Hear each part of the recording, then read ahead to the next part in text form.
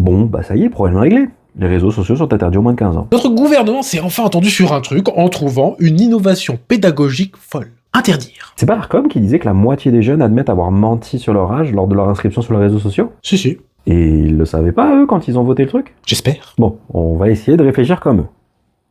Donc, si plus de réseaux sociaux, plus de cyberharcèlement, donc plus de solitude, plus de mal-être. Bah du coup, moins d'influence néfaste ou incontrôlée, moins de pression sociale, et puis bah moins de culture du vide. C'est beau la pensée magique quand même.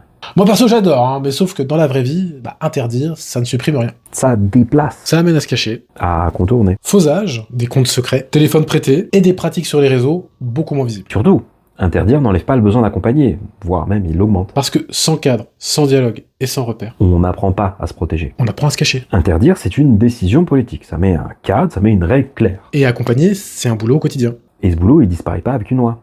En vrai, la question, c'est pas à quel âge on interdit. C'est à quel moment on accompagne vraiment. Mais en fait, du coup, qui c'est qui va gérer et contrôler pour être sûr que les gamins aient moins de 15 ans finalement?